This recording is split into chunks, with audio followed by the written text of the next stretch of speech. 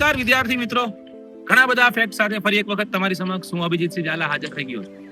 દોસ્તો, આપણે જાણીએ છીએ કે ભારતની સૌથી પહેલી ટ્રેન ઈસવીસન 1853 ની સાલમાં મુંબઈ થી થાણે વચ્ચે દોડી.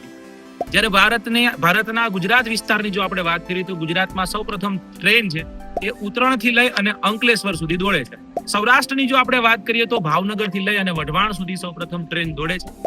આજે આપણે એવા જ એક ટ્રેક પર આવી ચૂક્યા છીએ. દોસ્તો, બે પાટાઓ વચ્ચેનું જે અંતર છે એ અંતરને આપણે ગેજના નામે ઓળખતા હોઈએ છીએ. અને હાલ તમે આ જે જોઈ રહ્યા છો, રાઈટ, તો એક કોઈ ટ્રેનનો ગેજ છે, ટ્રેનના પાટાઓ છે. આ બે પાટાઓ વચ્ચેના અંતરની આપણે વાત કરવાની છે કે જો કદાચ આ પાટા વચ્ચેનું અંતર 0.76 મીટર જેટલું હોય તો એને આપણે નેરો ગેજ તરીકે ઓળખીએ છીએ. 1 મીટર જેટલું હોય તો એને આપણે મીટર ગેજ કહીએ છીએ. અને 1.67 મીટર જેટલું હોય તો એને આપણે બ્રોડ ગેજ કહીએ છીએ. ભારતીય રેલવેની વાત કરીએ તો ભારતીય રેલવેમાં સૌથી વધુ બ્રોડ ગેજના પાટાઓ છે, પાટાઓ બિછાવેલા આપણને જોવા મળે છે.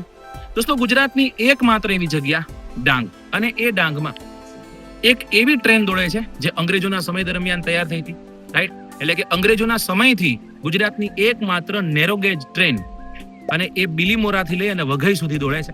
આપણે ટ્રેનની રાહ જોઈ રહ્યા છીએ. જેવી ટ્રેન આવે એટલે હું તમને ટ્રેન દેખાડું છું.